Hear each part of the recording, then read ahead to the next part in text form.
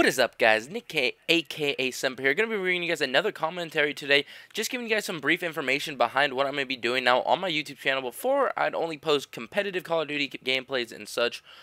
But now what I'm going to focus on is, since I'm no longer a competitive player, I decided it's time for me to hang it up after a 3-year career trying to make it to the top. Unfortunately, I wasn't able to do that. However, I'm going to talk about that later in my discussion. But for now, I'm going to tell you guys what I'm doing with my YouTube, which is going to be more of a fun YouTube, but has serious commentaries behind it. So when it comes to my gameplays, they're all going to be from older Call of Duties and such. As you guys can see here in the commentary, I'm playing Black Ops 1, one of my favorites, alongside of MW2. So I'm going to go ahead and start this video for you guys. But the main reason of my video today is I wanted to know what you guys wanted to hear. I had my good friend Jalopy. He told me, he's like, why don't you tell us what it takes to be a professional Call of Duty player?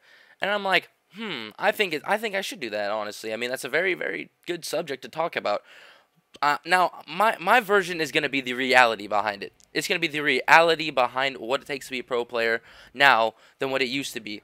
Okay, so if you watch pros commentaries and such, they generally always talk about how to get pro. They always make a commentary on what it takes to get pro. Every one of them says the same thing. You know what they say? They say hard work, playing with people you like, and grinding out the game. 3 things I completely agree with. I can't deny that, you know, it takes a ton of hard work, a ton of grinding, a ton of good teamwork to get to the top in Call of Duty and try to make it to be professional. However, in reality, you need a lot more than that. You truly do, okay? To be professional in Call of Duty, nowadays, you need a lot of money. And it's a very inconvenient truth, but it is, okay? We're in a state of Call of Duty where everything is reliant on pro points. Your ranking at tournaments relies on pro points. Some players are even getting picked up because they have enough pro points to get to tournaments, such as the MLG Invitational.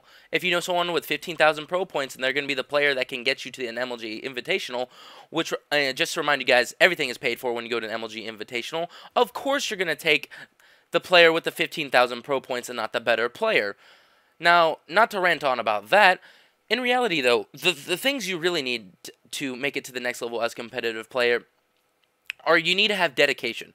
That's one thing that I really want to point out. If you're a high school student, just be aware that there's going to be some times you're going to have to miss opportunities going out with friends and living your life because you're sitting at home playing Call of Duty. I don't want to make that sound negative because that's something I started to do partially in Black Ops 2. I would start, since that was my main focus at the time between school, work, and that was being my secondary focus in that sense, I guess. But regarding that, there'd be some times where I'd say, "Sorry guys, I can't hang out today. I gotta do a tournament. I gotta scrim or something like that." And you know, like I said, there are many occasions where I regret doing that. Really, I mean, it caused some friction between me and my friends. However, you know, eventually I got over that, and or they learned to understand that, hey, you know, this is something he likes. We're gonna allow him to pursue him more and be true friends with him. But another reality, though, is that people constantly say that hard work is the only thing that can get you somewhere in Call of Duty, when in reality that's not true at all.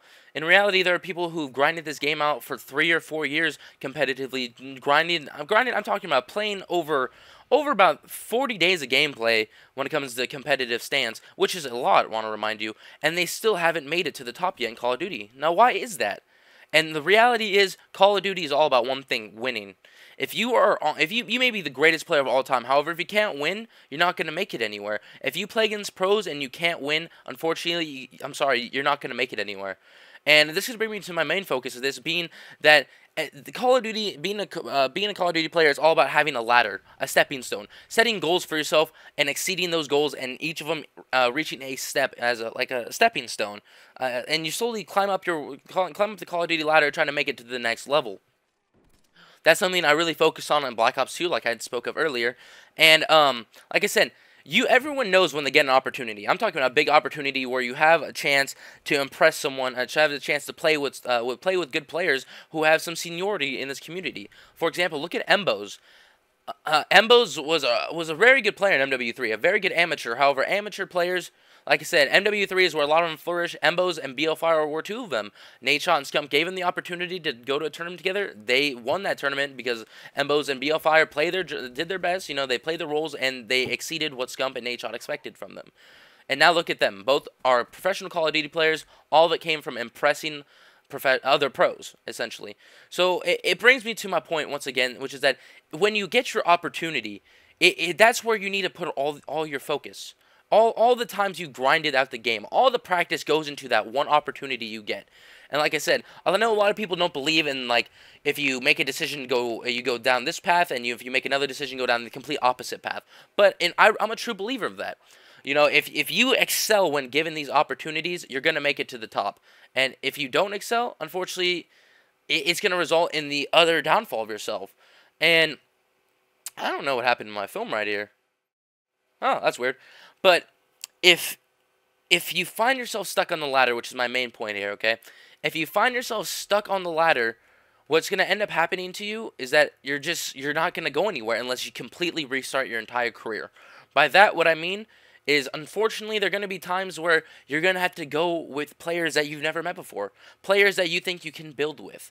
And if all else fails, even including that, then maybe it just wasn't meant for you overall. Maybe this wasn't the career or dream that was built for you. And there's plenty of other opportunities in life, like I always push for.